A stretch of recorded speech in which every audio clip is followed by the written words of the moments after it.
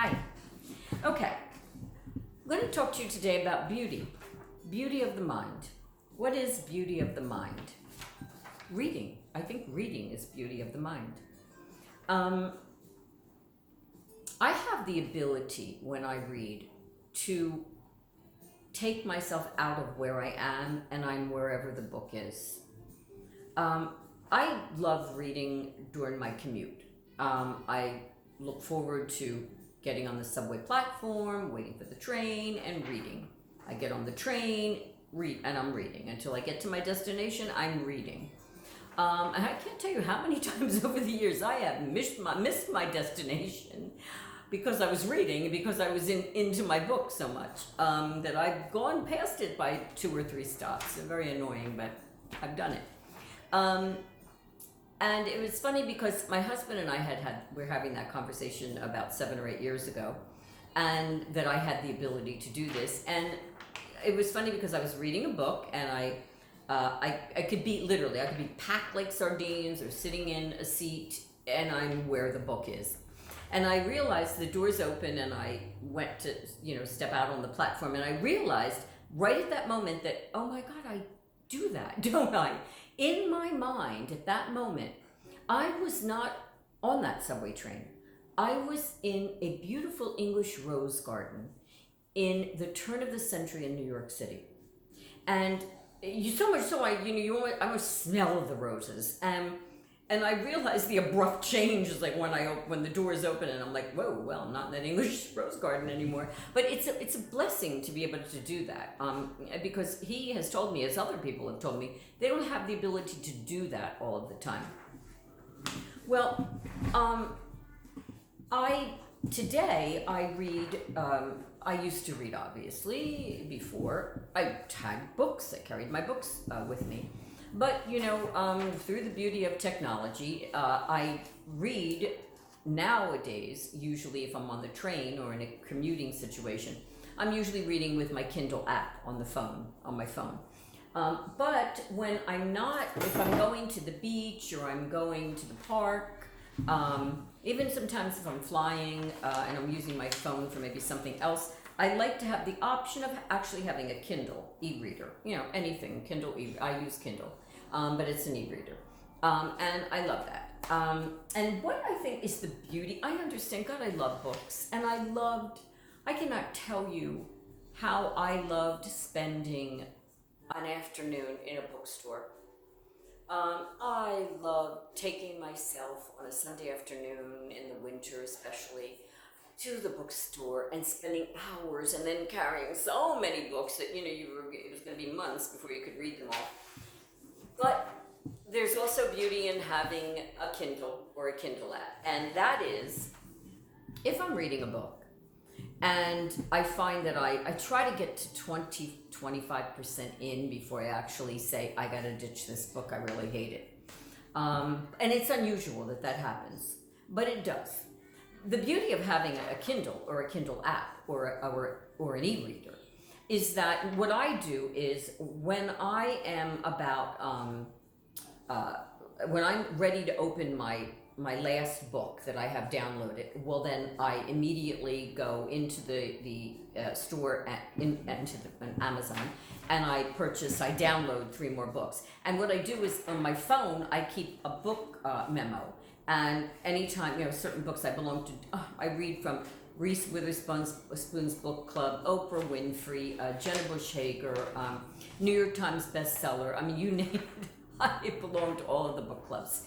And so I get them from everywhere. And when I see something or I hear something on television, or I just, happen just New York Times, bestsellers, whatever, and I see what I like, and then I add them to my list, and then, like I said, when I'm opening, so that when let's say I'm on the train, or you're at the beach, and you are, finishing a book, and you're going to be at the park for another hour, or you're going to be commuting for another 20 minutes, you're not sort of like, oh no, now what do I do? You open the next book. It's just wonderful, instant gratification, day we live in.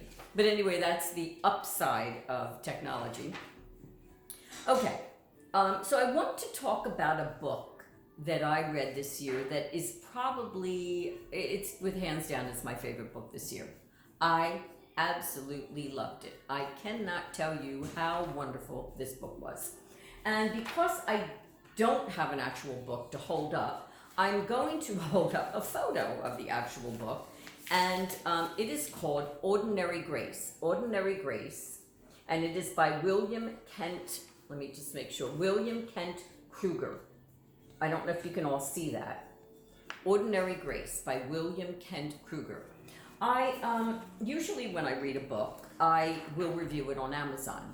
And what I want to do here is I want to read my review on Amazon that I wrote on Amazon, and I also want to, and I'm going to ad-lib a little bit also along with the read. It's just one of those books that stay with you, and then I'm hoping, and then I can see them making a feature film out of it, or even a limited mini series, and I could see a sequel to it so easily, because it's like, oh no, please don't end there. So that I just want to share that with you. So anyway, here it goes. Here is my review of Ordinary Grace. In a word, it's a coming of age story. It's set in a small town in Minneapolis in 1961, and the first line is, "All the dying that summer began with the death of a child." Okay, it's not doomy and gloomy. There is a lot of death that summer, but it isn't doomy and gloomy. It's sort of like, I know it's going to seem weird, but it sort of was a little bit Mayberry RFD. The town seemed that way, with, a lot of twists and turns. But let me continue. It's written in the first person by the young son of the town pastor. And it's harsh at times. It's not exactly a mystery, but yet it is.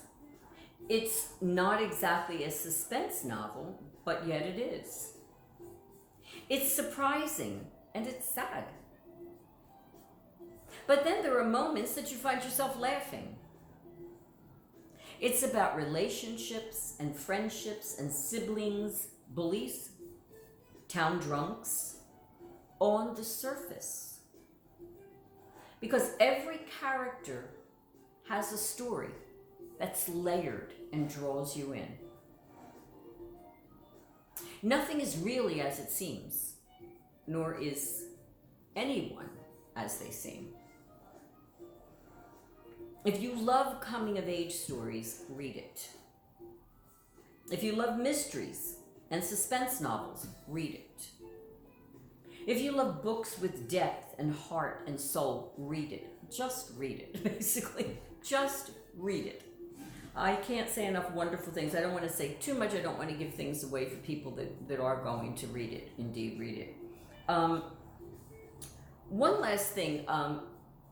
When the title of the book is used in the book, Ordinary Grace, I couldn't, for a lot of the book, I could not, or much of the book, I could not really understand where this title came from. And then when he uses it in the book, you're like, oh, yes, it makes sense, all of it. It's just wonderful. It's one of those books that are wonderful, that stay with you. And in the end, it leaves you happy that you read it. And and a good feeling at the end, but a feeling of wanting more, like, please write another book. Let's get a sequel to this going. It's a wonderful book. I hope you'll read it. And if you read it, please let me know what you think. Okay? I want a thumbs up, thumbs down, reviews, whatever you want. Questions, dialogue, whatever. Okay? So remember, where there's breath, there's hope. Be well. Take care.